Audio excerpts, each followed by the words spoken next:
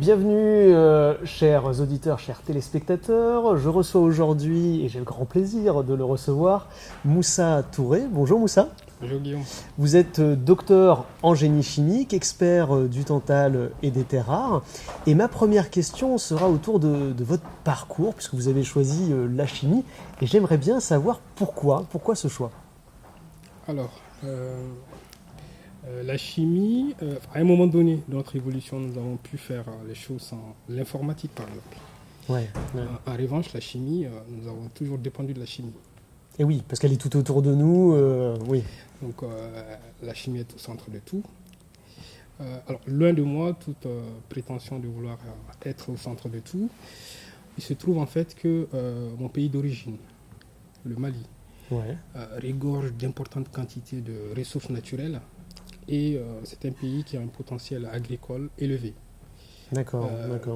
Ces deux secteurs dépendent, entre autres, de la chimie. Eh oui.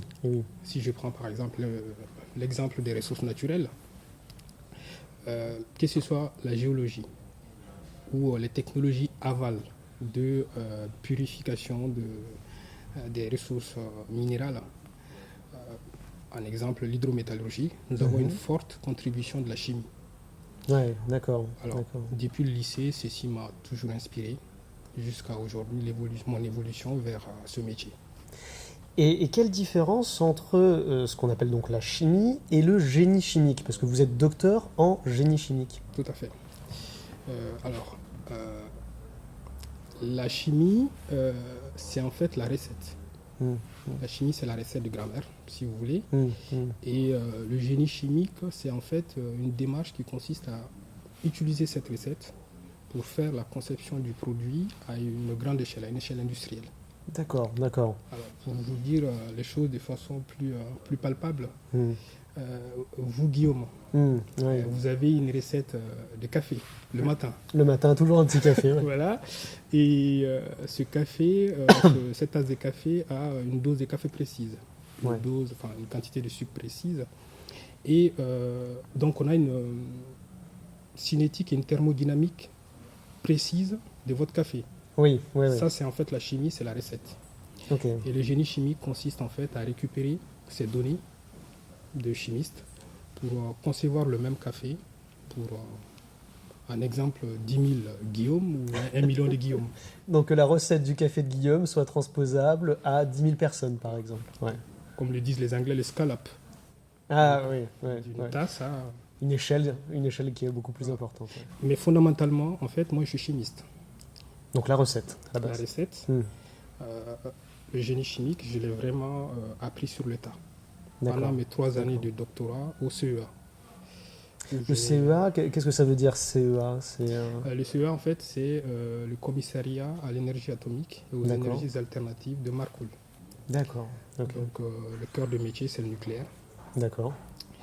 Et donc, moi, pendant ma thèse, j'ai donc travaillé sur une problématique d'ingénieur, notamment le développement d'un pilote au compte du CEA, mais pour en perspective une industrialisation via Areva, l'actuel Orano. Ok, d'accord. Et vous êtes expert du tantal et des terres rares. Alors, est-ce que vous pouvez nous en parler un peu plus de ces molécules un peu mystérieuses? Alors, donc ce sont des éléments chimiques qui composent, comme plein d'autres, comme l'or, le fer, le tableau périodique de Mendeleïev. Oui. Et ces éléments chimiques, en fait, que ce soit les terres rares ou le tantal, ont en commun leur exceptionnelle propriété physique chimique. Et au-delà de leur application militaire, ce sont des éléments chimiques que nous trouvons dans nos objets du quotidien. D'accord. Tels que, comme par exemple nos téléphones portables. D'accord. Ah, une tablette? Une par tablette exemple. aussi. Ouais. Un ordinateur portable. Pour être plus précis, quand on prend le téléphone portable, dans le vibreur, le microphone, les écouteurs, le haut-parleur, pour ne citer que cela, nous avons un petit aimant qui est essentiellement formé de terres rares. D'accord. Plus précisément de néodyme, des dysprosium, des praséodymes. Alors, l'apport de ces terres rares, c'est vraiment la miniaturisation de l'aimant, donc la miniaturisation du téléphone. D'accord.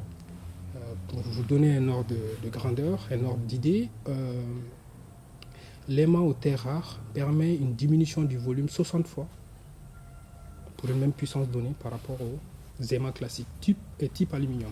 D'accord. Donc ça veut dire que si jamais on prend un aimant classique, ma tablette, elle serait énorme en fait. On ne Voilà. pourrait pas avoir une tablette aussi petite que C'est ça. pour ça, à l'époque, on avait les Minitel, Oui, oui. qu'on n'a pas connus nous, mais que nos papas ou nos grands-papas Et ont qu'on connus. voit dans les Voilà. salons d'antiquaires maintenant. Tout à fait, ouais. tout à fait. Donc voilà. Donc la miniaturisation, c'est vraiment... Et pareil, le tantal. Le tantal permet aussi la miniaturisation des condensateurs, Hmm. qu'on retrouve aussi dans nos dispositifs électroniques. D'accord. Donc c'est vraiment un ensemble d'éléments aux propriétés exceptionnelles qui permettent la miniaturisation, qui nous ont aujourd'hui donné la possibilité de ranger nos téléphones dans nos sacs. Moussa, vous avez un parcours, je dirais presque parfait, hein, puisque vous avez été major de votre promotion, ce qui vous a permis ensuite d'intégrer le CEA pour une thèse de 3 années. Et alors moi, ce que je voulais savoir un petit peu, c'est comment ça s'était passé ce doctorat au CEA. Vraiment, j'ai passé 3 années extraordinaires. D'accord. CEA, Ouais. c'était un centre d'excellence. Il y a des ingénieurs, des scientifiques de haut niveau. Et dans l'année, nous voyons vraiment défiler des experts internationaux dans différents domaines, D'accord. dans le cadre de colloques, de formations. Et alors, on voit que ça vous a particulièrement plu, la thèse de doctorat, quand on voit le nombre de prix, justement, que vous avez eu durant cette thèse. Hein. Vous avez eu 4 prix scientifiques. Le prix du meilleur poster devant 56 doctorants lors des journées scientifiques de Marcoule en 2013, puis en 2014. Ensuite, vous avez eu un prix, le deuxième prix de la finale régionale Languedoc-Roussillon pour un concours que vous connaissez sans doute, le concours Ma thèse en 180 secondes. Ça, c'était en 2014. Et puis ensuite, en 2015, le prix de la meilleure communication orale lors des journées scientifiques de Marcoule. Et en plus, vous n'êtes pas arrêté à ces prix-là, je dirais, puisqu'il y a eu aussi 2 brevets. Hein, vous avez 2 brevets, vous avez confectionné 2 brevets au cours de votre thèse. Et le premier, c'est par rapport à quelque chose dont vous nous parliez tout à l'heure, hein, la méthode de purification, cette fois-ci du tantal et du niobium. Est-ce qu'on peut en parler un petit peu de cette première invention ? Donc oui, en fait, cette invention concerne c'est une technologie qui permet la purification du tantal et du niobium. Ouais. Alors, l'un des avantages de cette invention, c'est que ce n'est pas une technologie de rupture. Mhm. C'est-à-dire que l'adaptation peut être facilement faite. On peut D'accord, directement d'accord. l'adapter Dans l'existant. dans l'existant. Et autre chose, c'est les nuisances environnementales. En fait, nous avons une limitation, une diminution quand même de la quantité de rejets organiques. Donc tout ce qui est Là, pollution, en tout ce fait, qui est c'est de la pollution, pollution. Ouais. Ouais. Donc, qui entraînerait dans le procédé existant des coûts supplémentaires pour diminuer la quantité d'organique. Et via ce procédé, cette invention, nous diminuons d'entrée par la qualité de la molécule brevetée. D'accord. Alors Moussa, on voit que vous êtes un communicant à travers les prix que vous avez eus et puis tout ce que vous essayez de transmettre, hein, le savoir que vous essayez de transmettre. Donc on voit que l'éducation pour vous c'est très important. Alors je voudrais savoir tout d'abord pourquoi c'est si important et puis surtout vous poussez un peu dans vos retranchements en vous demandant est-ce que plus que l'éducation, il ne faudrait pas avoir des actions directes sur le terrain pour faire progresser un petit peu les choses, notamment au Mali?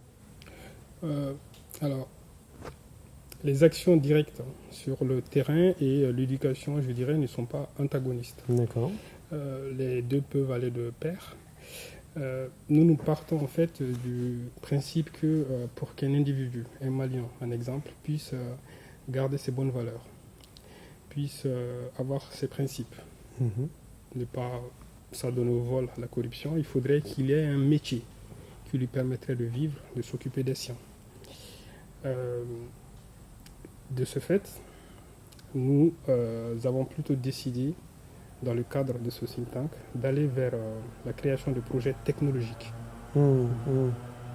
des entreprises pour justement nous abattre des problématiques de là-bas sur le long terme qui nous permettrait de développer une activité commerciale, d'embaucher donc des jeunes désœuvrés en proie tout ce qui est corruption, banditisme, immigration désordonnée. Mais ça, concrètement, c'est important au Mali. En termes de chiffres, qu'est-ce qu'on pourrait dire justement? Alors, pour les chiffres, je vais prendre l'exemple de l'immigration. Mmh. Le Mali, je dirais en ce terme-là, est parmi les derniers, dans le sens où nous avons quand même 20% de notre population à l'étranger. C'est beaucoup. D'accord. Mais comparé à quoi? Ouais. Je vais vous donner l'exemple d'un pays, la Côte d'Ivoire, qui est un pays voisin du Mali, c'est-à-dire un pays plongé dans la même complexité que le Mali. Mmh. Nous avons à contrario 5% seulement d'Ivoiriens vivant à l'étranger. Donc il y a quand même un écart et ça fait qu'on est parmi les derniers. Et justement une façon d'atténuer cela, de maintenir les gens sur place, je dirais d'éviter les jeunes désœuvrés et une façon surtout par un bon management d'éduquer entre guillemets les jeunes, ce serait de créer des activités commerciales, des entreprises qui abattent des problématiques, comme je l'ai dit, à long terme, et qui puissent, dans un bon management, leur transmettre un métier, leur permettre de garder leurs valeurs, leurs principes, et de s'occuper des problématiques nobles du pays au lieu d'aller vers l'extrémisme. Et donc, concrètement, le think tank, c'est de la création d'entreprises, on peut dire ça comme ça? On peut dire ça comme ça. C'est vraiment la création de modèles. D'accord. Voilà, de création d'entreprises. Moi, je vais juste donner un exemple. Quand j'ai fini ma thèse fin 2015, après avoir bu pendant 3 années les sciences pures et dures, j'avais envie de me reposer. Et pour joindre l'utile à l'agréable, j'ai décidé d'aller chez moi et de m'occuper aussi à créer quelque chose.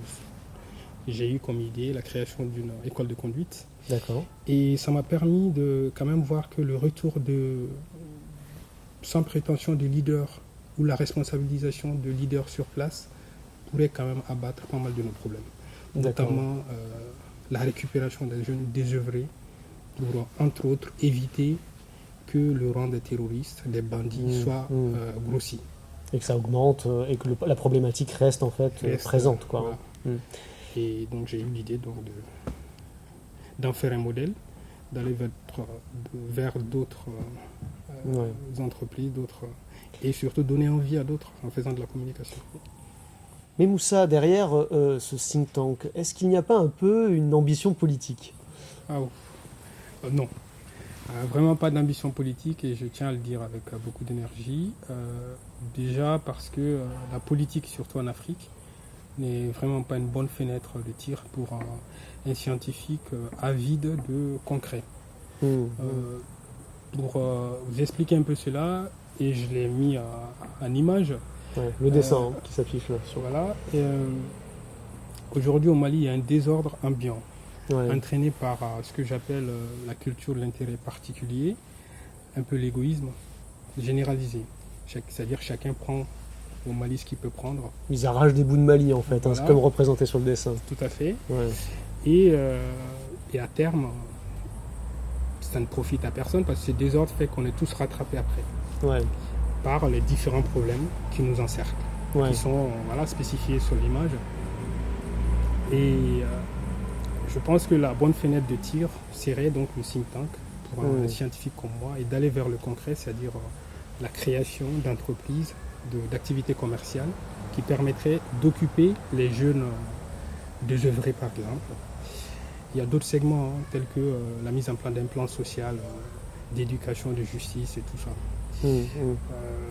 Mais moi j'ai décidé d'emboîter le pas de ceux qui vont vers ça, la création de modèles de création d'entreprises en Afrique et au Mali surtout, et donc embaucher des jeunes.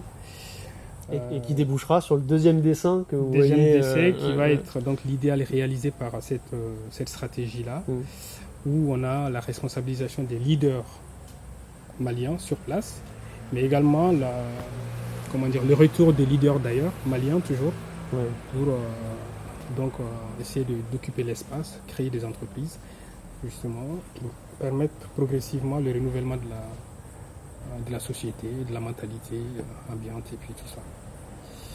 C'est l'idée de ce think tank. Très bien. Et c'est vraiment un très très beau projet, hein. La voix du génie malien, c'est donc le think tank de Moussa Touré. Et vu qu'il va falloir qu'on se quitte, malheureusement, chers auditeurs, chers téléspectateurs, mais on va se quitter en musique avec un artiste malien. Est-ce que vous pouvez nous le présenter, Moussa? Ouais. Donc déjà, moi j'écoute tout type de musique. Hein. Ouais. Le fait d'avoir beaucoup voyagé de Beethoven à Gims. Éclectique. Je dirais. Hein. Ouais. Et, mais en fait, je suis très attaché à un instrument traditionnel malien qui s'appelle la kora. Donc là, vous le voyez s'afficher, là, l'instrument. Ouais. Donc la kora, en fait, c'est un instrument qui génère une mélodie que j'écoute souvent quand je fais du sport. D'accord, d'accord. Et c'est un instrument dont la mélodie m'a beaucoup accompagné quand je traversais la période très complexe de la rédaction de ma thèse de doctorat. Ouais, ouais. Ça m'a permis d'atténuer la complexité de cette période.